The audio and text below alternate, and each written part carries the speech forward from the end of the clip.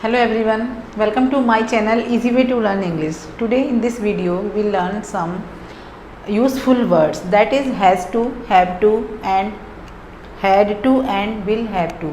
ये auxiliary verb हैं जिन्हें हम helping verb भी कहते हैं. तो इनको यूज़ कहाँ करते हैं आज हम इस वीडियो में ये देखेंगे और कैसे करते हैं.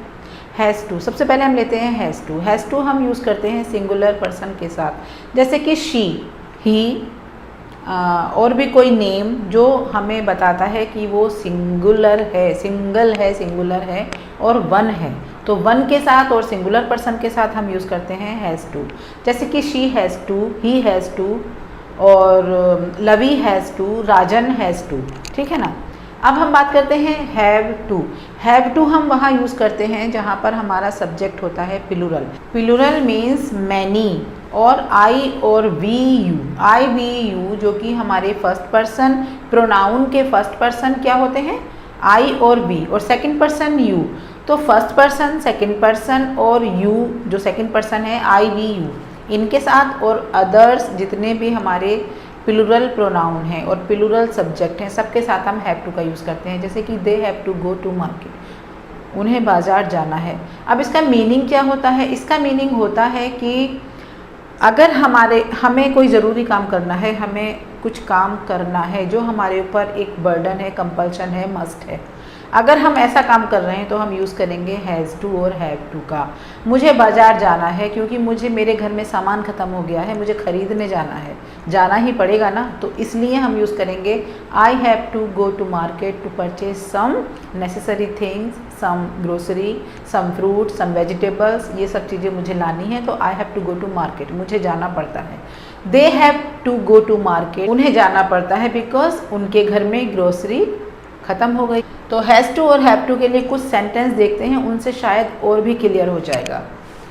I have to clean the room, मुझे रूम क्लीन करना है, मुझे रूम साफ़ करना है या रूम की सफाई करनी है. मीन्स गंदा रूम मैं नहीं देख सकती, ये ज़रूरी है मेरे लिए कि मुझे रूम साफ़ करना है. I have to clean the room. He has to visit a doctor, उसको डॉक्टर के पास जाना है, विज़िट करनी है, बिकॉज शी हैज़ और ही हैज़ सम प्रॉब्लम, तो उसको जाना है. I have to pay my phone bill today, otherwise phone बंद हो जाएगा. That's why I have to pay my phone bill today, मुझे आज अपने फ़ोन का बिल पे करना है. लवी कांट जॉइन अस, लवी हमारे साथ नहीं आ सकती, हमें ज्वाइन नहीं कर सकती. She has to finish his homework, उसे अपना होमवर्क कंप्लीट करना है. एक और बात मैं आपको बता दूँ, हैज़ टू, हैव टू और हम आगे देखेंगे विल हैव टू और हैड टू का use.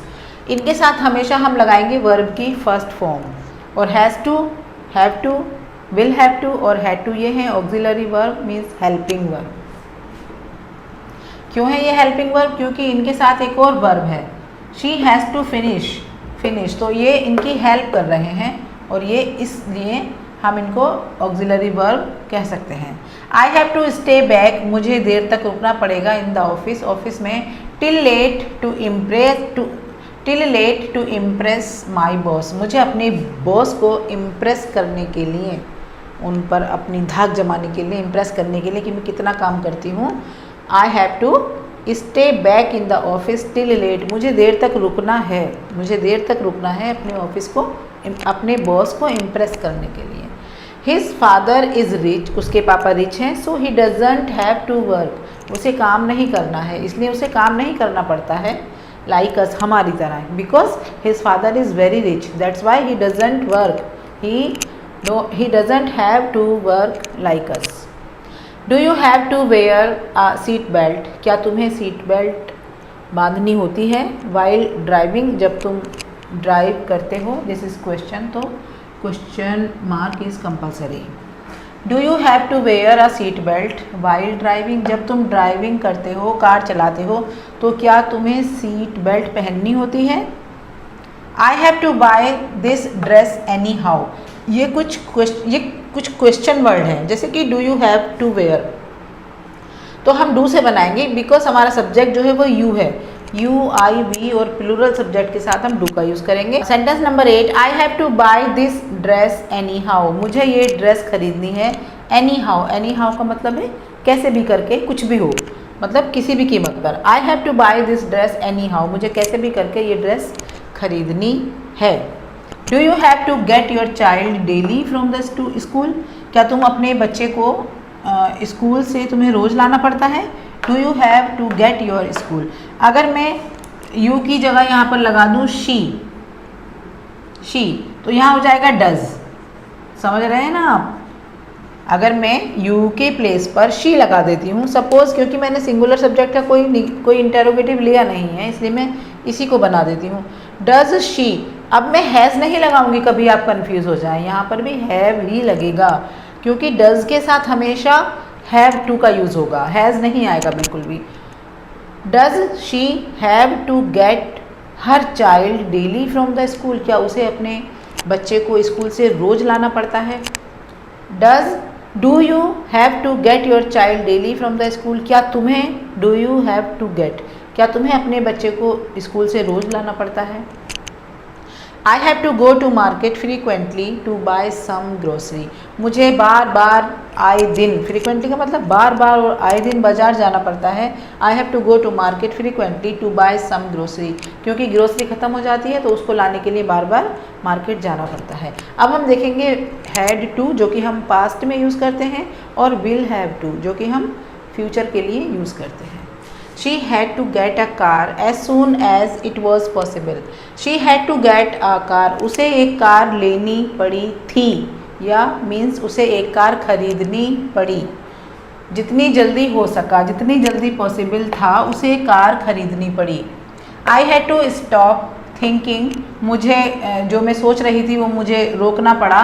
About the past that way, past के बारे में जो मैं सोच रही थी, जो मैं सोचती थी, मुझे उसको इस वे में रोकना पड़ा। उस वे में जो था पास्ट दैट वे, उस वे में जो मैं पास्ट के बारे में सोच रही थी, मुझे उसको रोकना पड़ा था, मुझे उसको रोकना पड़ा। Even your parents had to come up to see you, even यहाँ तक कि, और इवन का मतलब होता है भी, लेकिन यहाँ इसका यूज़ है कि यहाँ तक कि तुम्हारे पेरेंट्स को तुम्हें देखने के लिए या तुमसे मिलने के लिए आना पड़ा था। Even your parents had to come up to see you, मतलब सिचुएशन इतनी ख़राब हो गई थी कि तुम्हारे पेरेंट्स को तुमसे मिलने आना पड़ा।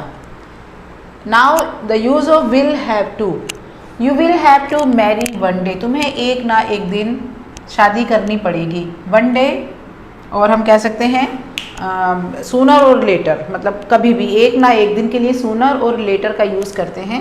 You will have to marry sooner और लेटर, और वन डे, और सम डे भी यूज़ कर सकते हैं, some day.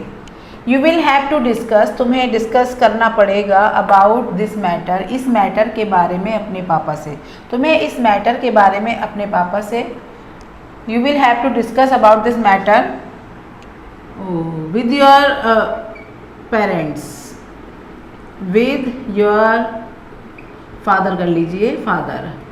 You have to discuss about this matter with your father. I can't do anything. मैं कुछ नहीं कर सकता, आपको अपने पापा से इस बारे में डिस्कस करना पड़ेगा। If she wants to lose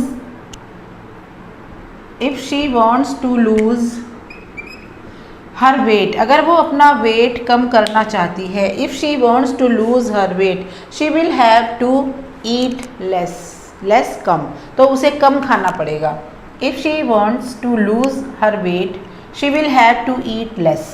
If you get the car financed, अगर तुम्हें अपनी कार फाइनेंस करानी है through us, हमारे द्वारा, हमसे कार फाइनेंस करानी है, you won't have to pay any file charge, तो तुम्हें कोई फाइल चार्ज नहीं लगेगा।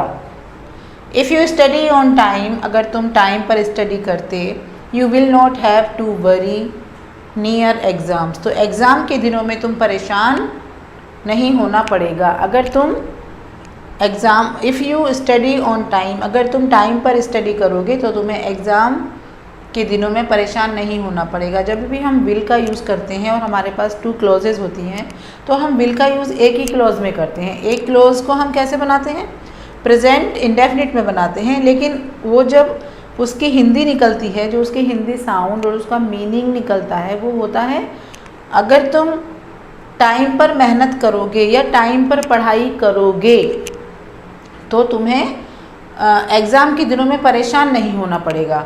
लेकिन हम यहाँ पर प्रेजेंट इंडेफिनिट का यूज़ करते हैं। क्यों करते हैं? क्योंकि विल का यूज़ हम वहाँ करते हैं जहाँ डेफिनिट बात होती है। विल एक ऐसा मॉडल है जो डेफिनिट सिचुएशन को बताता है, बात पक्की हो, श्योर हो, तब वहाँ यूज़ करते हैं। अगर हम कह रहे हैं इफ़ लगाकर तो पहले ही बात डाउटफुल हो गई है। अगर करो या ना करो वो तो तुम्हारी मर्ज़ी हो गई। तो जहाँ इफ़ लग गया वहाँ पर तो कभी भी विल का यूज़ आ ही नहीं सकता, क्योंकि विल एक ऐसा मॉडल है और एक ऐसी वर्ब है जो हमें डेफिनिट सिचुएशन को बताती है, श्योरिटी देती है। तो हम यहाँ पर प्रेजेंट इंडेफिनिट में बनाएंगे और यहाँ पर हम विल का यूज़ करेंगे। That's all for today. I hope you understood something new and something useful from my video. If yes, then please subscribe to my channel. I will be back soon. Till then, keep learning, keep learning something new, keep growing and keep watching my videos. Bye.